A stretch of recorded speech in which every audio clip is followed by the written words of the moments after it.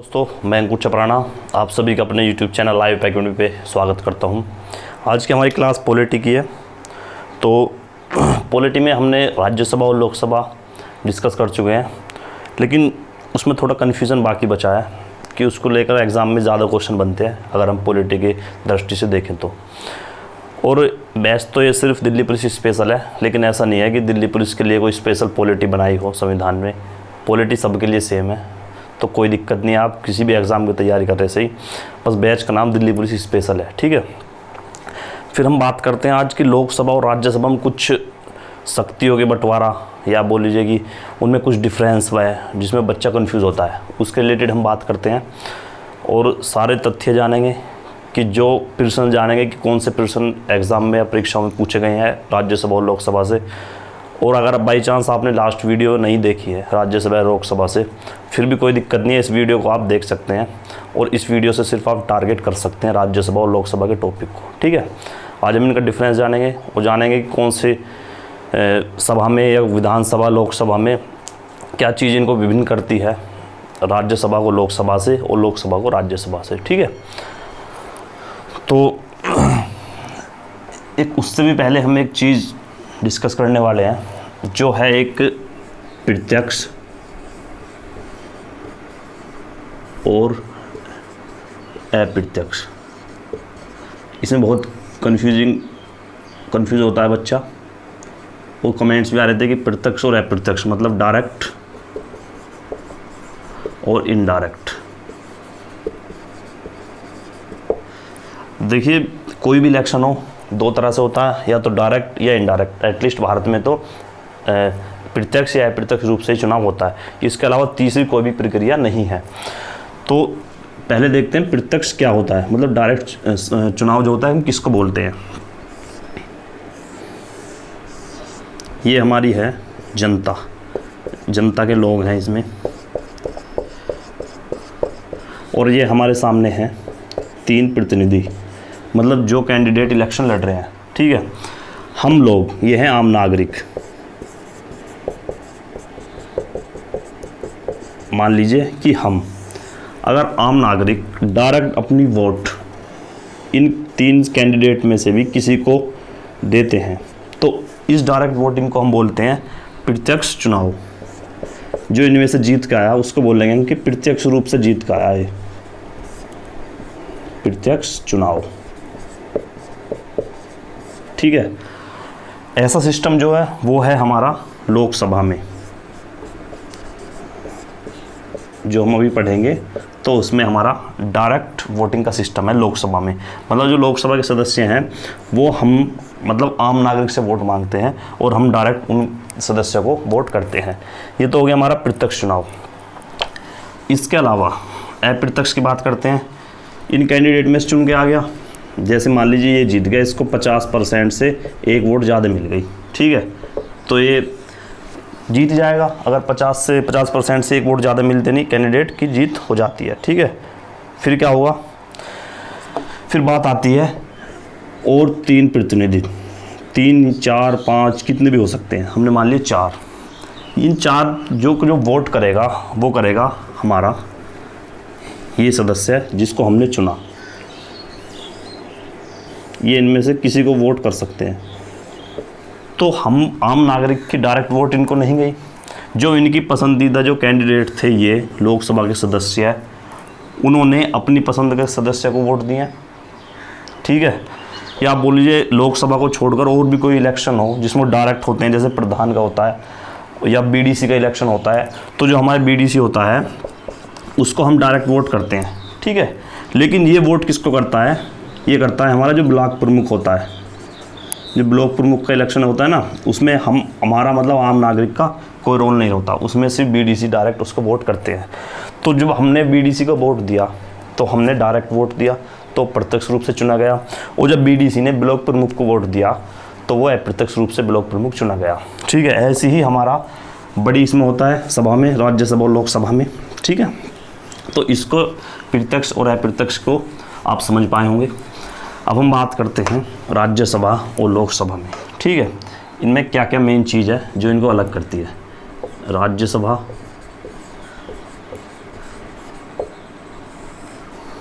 और ये हो गया हमारा लोकसभा।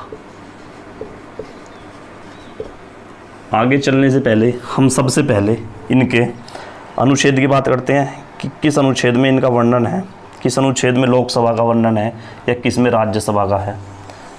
तो संसद की हमने बात करी थी, ये संसद के भाग है, तो संसद सबसे बड़ा है, तो सबसे पहले संसद का नंबर आएगा अनुच्छेद 79 के अंदर। फिर उससे बड़ा, उससे छोटा आता है राज्यसभा, तो राज्यसभा का अनुच्छेद है हमारा 80, याद कर लीजिए, ठीक है। फिर उससे छोटा हमारा है राज्यसभा, लोकसभा, तो लोकसभा उसके बाद आएगा, मतलब 81, ठीक है। अनुच्छेद 80 में वर्णन है राज्यसभा का, 81 में है लोकसभा का और 79 में है संसद का। 3 बात थी, तीनों क्लियर होनी चाहिए। सबसे मेन डिफरेंस इनका यही है कि इनका अनुच्छेद पूछ लेते हैं, ठीक है। इनके उपनाम मैंने बताए थे। राज्यसभा का उपनाम क्या बोल सकते हैं हम, उच्च सदन है ये, ठीक है। और इसको हम बोल सकते हैं स्थायी, मतलब इसको भंग नहीं किया जा सकता। इसको हम लोगों की सभा बोल सकते हैं या निम्न सदन बोल सकते हैं, निचला सदन बोल सकते हैं, या हम इसको अस्थायी भी बोल सकते हैं, क्योंकि हम इसको भंग, हम मतलब राष्ट्रपति प्रधानमंत्री के खिलाफ इसको भंग भी कर सकता है, ठीक है। पहली चीज़ तो इनके उपनाम को लेकर आई, दूसरी इसके अनुच्छेद के लेके, 2 इसका डिफरेंस हो गया। तीसरी बात करते हैं अब हम इनमें और क्या चीज़ डिफरेंट है। फिर इनके सदस्यों की संख्या मैंने बताई थी।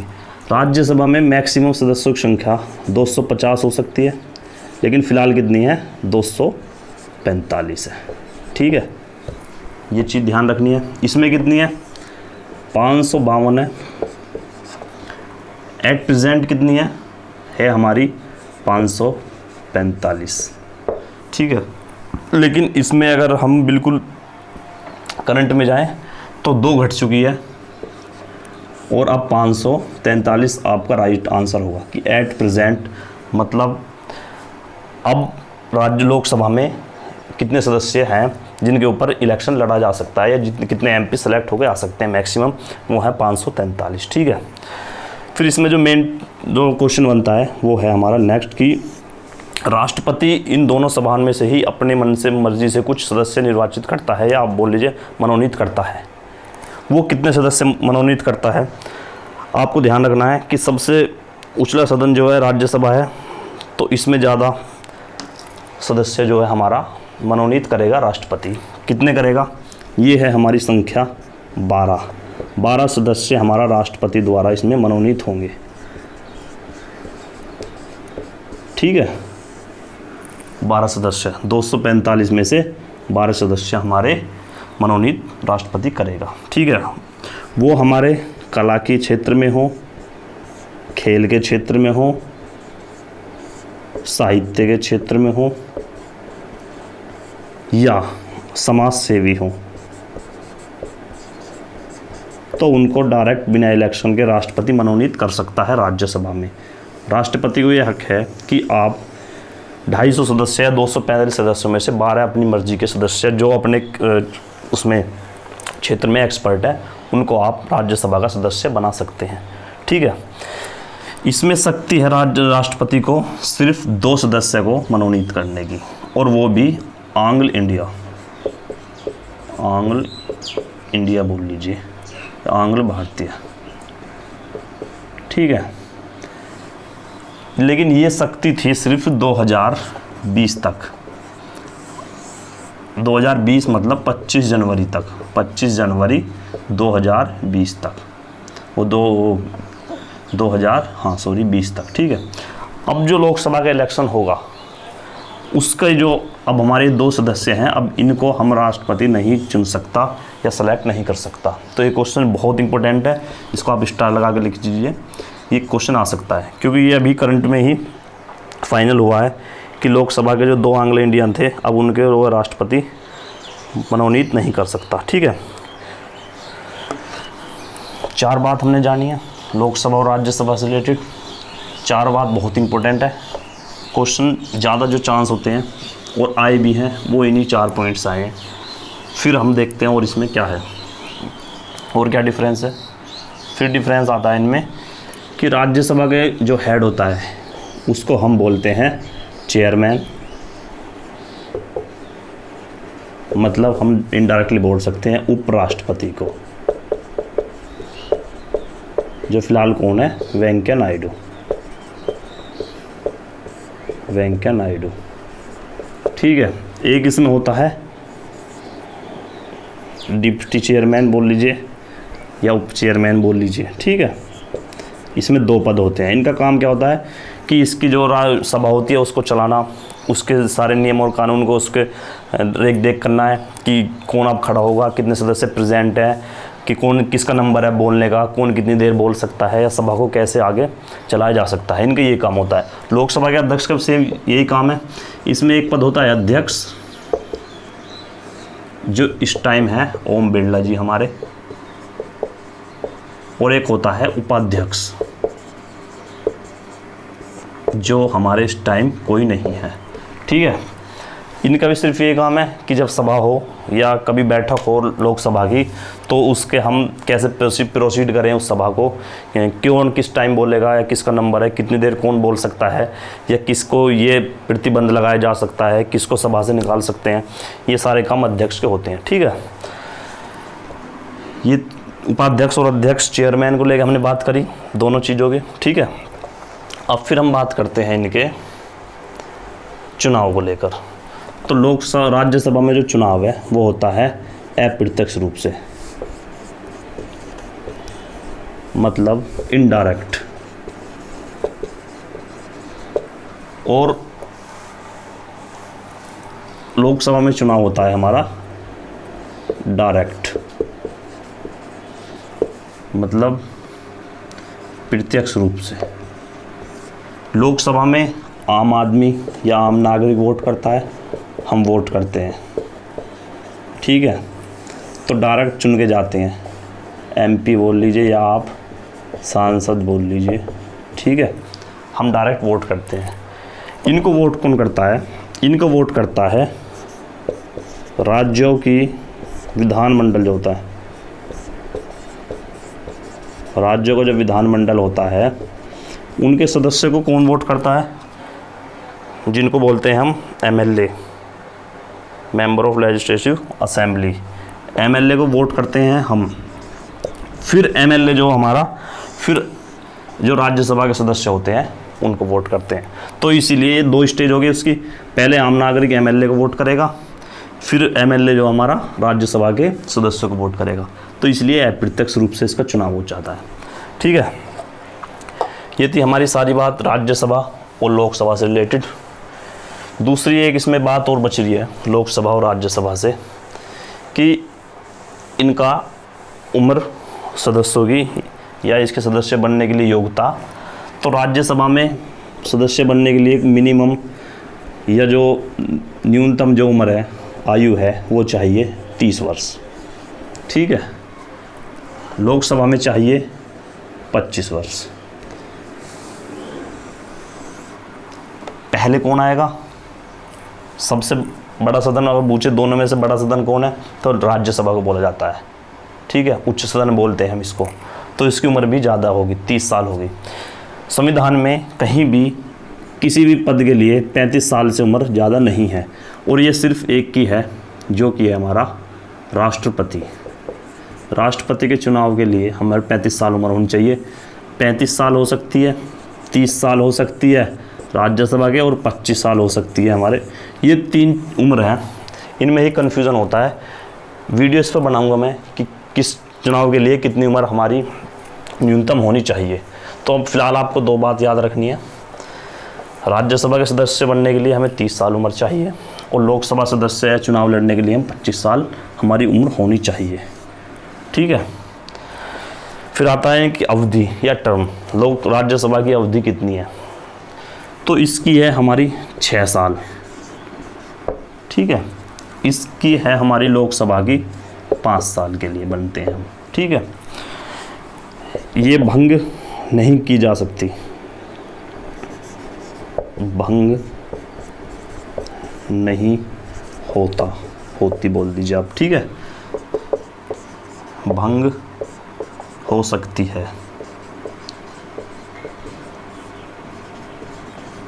इसमें सदस्य कैसे चुनते हैं? क्या एकदम 6 साल के बाद डायरेक्ट वोट होके, मतलब इनडायरेक्टली वोट होके सुन से? नहीं, इसमें जो सदस्य की वो मतलब इसकी जो सभा बनने की जो प्रक्रिया है वो 1/3 सदस्य हर दूसरे साल हटते हैं और इतने ही सदस्य निर्वाचित हो जाते हैं। ठीक है, और इसमें डायरेक्ट 5 साल पूरी हुई तो जितने भी सदस्य हैं 545 सबका चुनाव होगा 543 का, और तुरंत ही 5 साल में सभी एक साथ छोड़ सकते हैं और एक साथ ही हम सेलेक्ट कर सकते हैं।